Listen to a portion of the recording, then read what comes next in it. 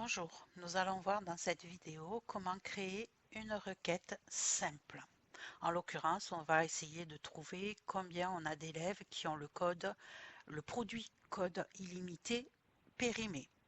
Donc si vous l'avez mis sur 3 mois, sur 6 mois, c'est pas, ou sur un an, c'est pas grave, mais au moins vous aurez la liste de ceux qui ont le code qui est périmé, le cours de code périmé. Donc pour ça, vous allez aller dans Liste, Requêteur, et on va créer nouveau. Ici, donc, on a une liste de requêtes déjà créées et là, on va faire création. On va nommer cette liste. Donc, en l'occurrence, on va l'appeler cours de code périmé. Dans la description aussi. Le destinataire, vous allez choisir qui aura le droit de voir cette liste. En l'occurrence, on va mettre les administrateurs, mais vous pouvez y mettre qui vous voulez. Une fois que vous l'avez choisi, vous avez juste à cliquer dessus pour le cocher et vous cliquez à côté pour enlever. Vous allez décider de quel type de liste vous voulez. Donc on veut une liste simple et c'est là où ça se complique quand on veut créer une requête, c'est ce qu'on va aller chercher dans la source de données. En l'occurrence, ici, on veut un produit vendu à l'élève et savoir quand il a été vendu. Donc, dans cette liste que vous avez devant vous, vous allez aller chercher le champ source sur lequel vous voulez travailler.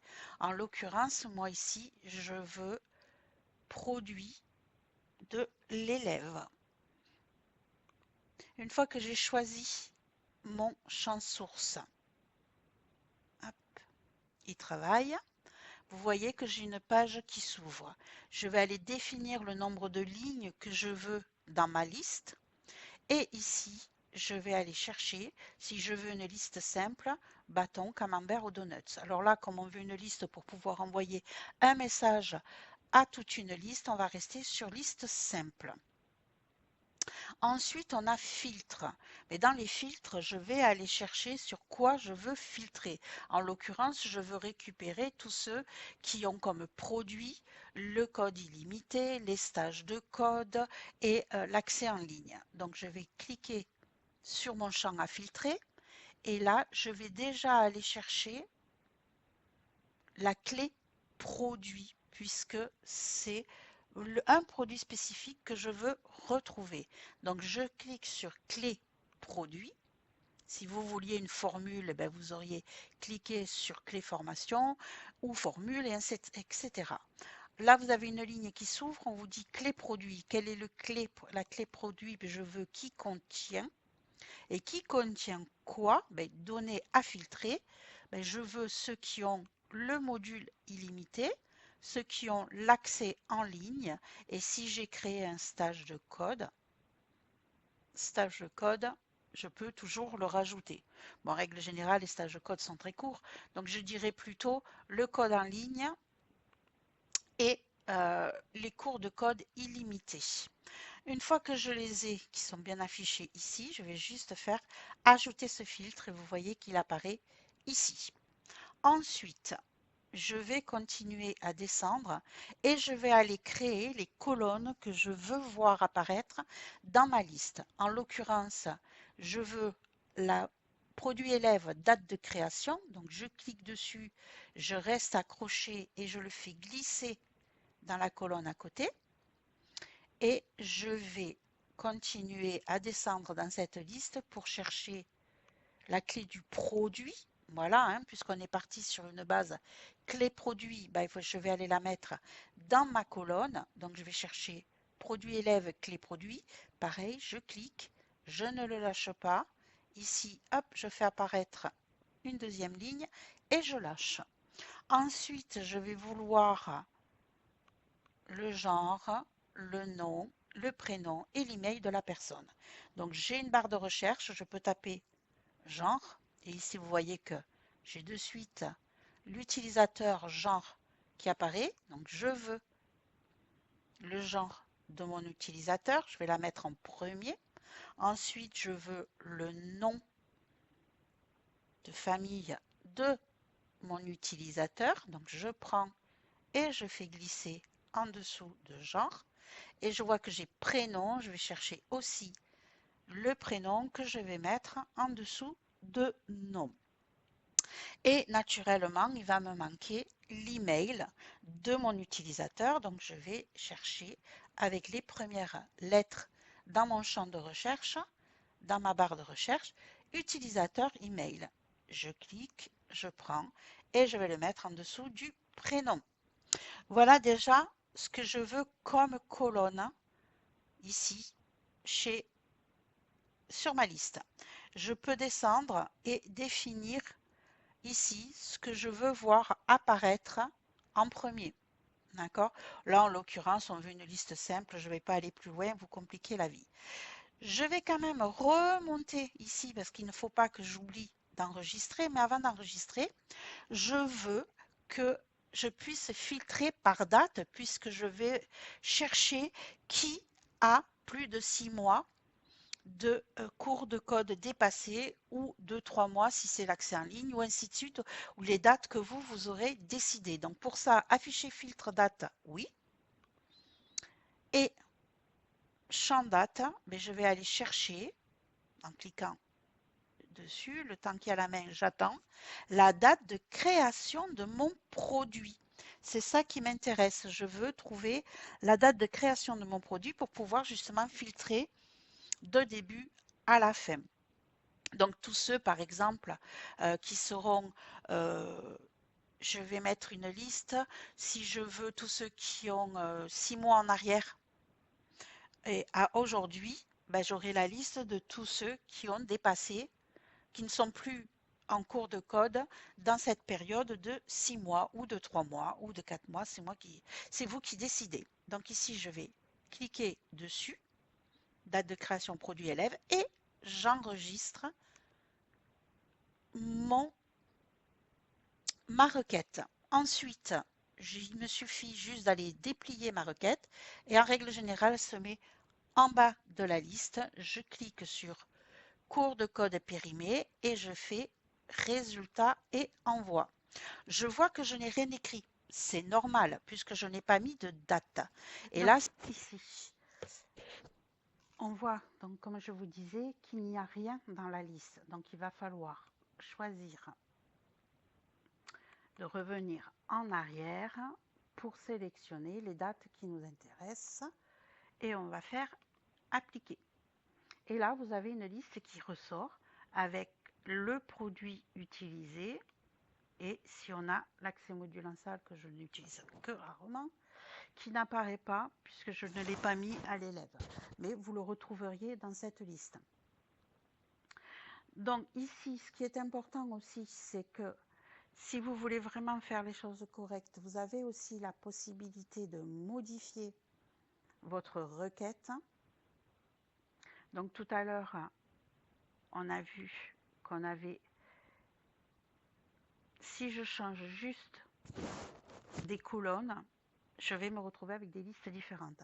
Exemple, si je prends produit élève et que je le mets devant et que je remonte pour enregistrer, j'attends toujours que ma petite main ait terminé son travail. Quand je vais sur résultat, que je vais chercher des dates,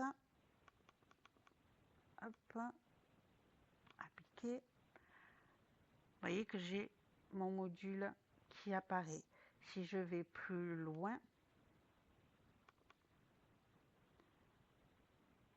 hop, appliquer, et j'ai de nouveau ma petite liste. Du coup, je peux faire un tri par rapport aux produits que j'avais sélectionnés et par rapport aux dates. Je peux aussi taper la date de création et la date de fin ici et ne pas utiliser ce champ filtre. Si je ne veux pas le champ filtre, eh bien on va tout dans modification requête. J'attends toujours que ma petite main ait fini de travailler. Je vais enlever afficher filtre. Je n'oublie pas d'enregistrer. OK. Et une fois que c'est fait, hop, je vais sélectionner Et ici, si je veux donc début février à aujourd'hui, je vais pouvoir appliquer et là, je vais retrouver ma liste d'élèves avec leur adresse email. Maintenant que j'ai créé ma requête, je veux leur envoyer un message que je vais pouvoir retrouver ici. Mais pour pouvoir créer le message, je vais d'abord dans Message. Je vais créer nouveau modèle. J'appelle mon modèle pour les élèves qui ont le code périmé. Le titre de mon mail.